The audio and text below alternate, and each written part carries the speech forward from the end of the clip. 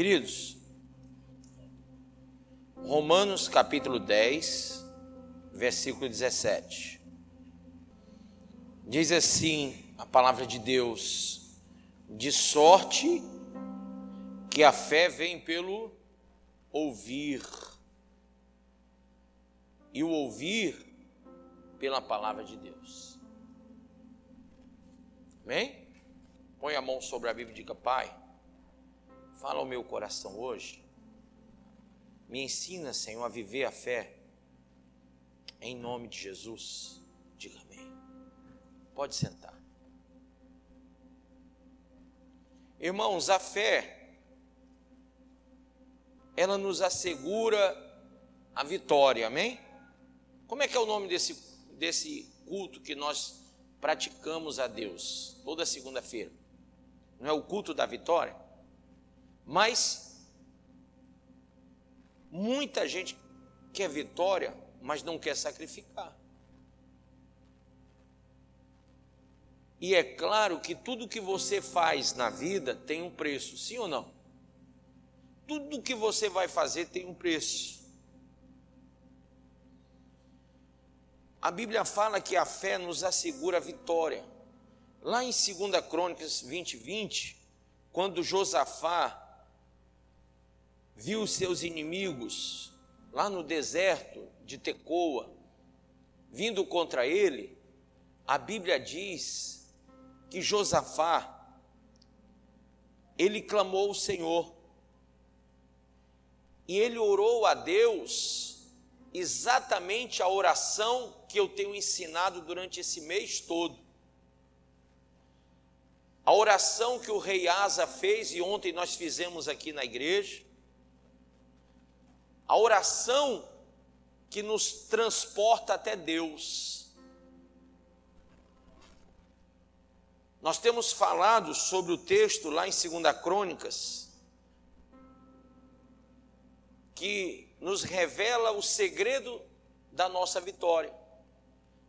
O povo que se humilha, que ora, que busca e que se converte, alcança o resultado. Não é isso?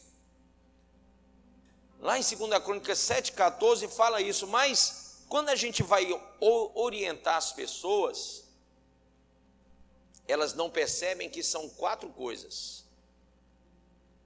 Se humilhar. Já começou ruim.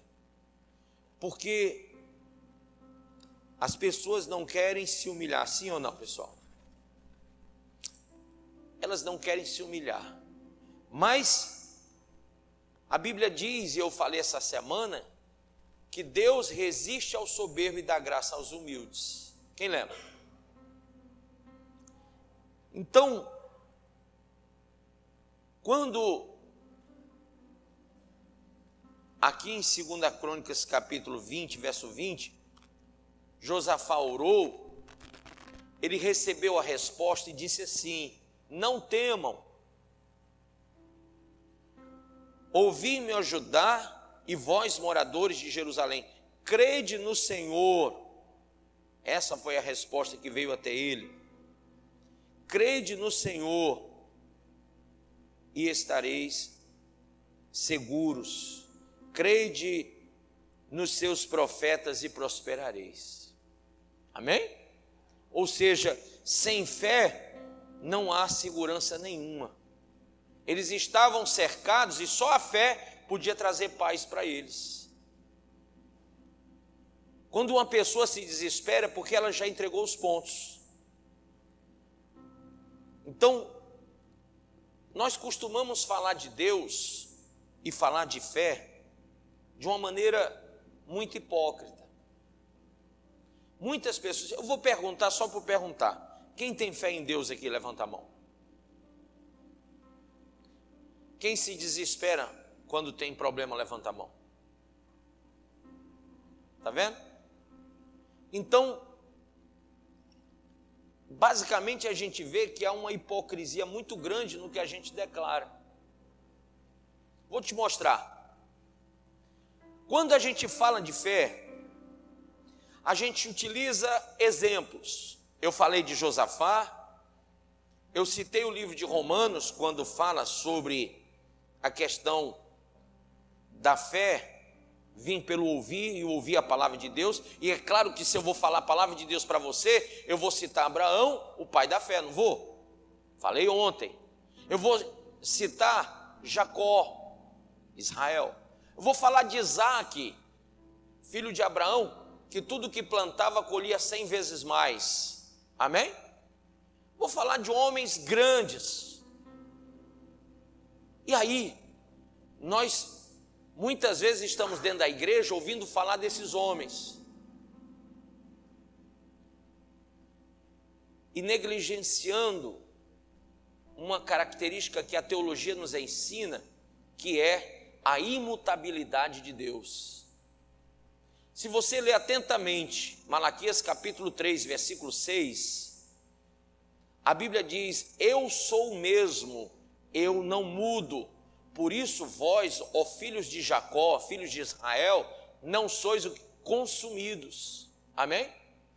Deus é imutável.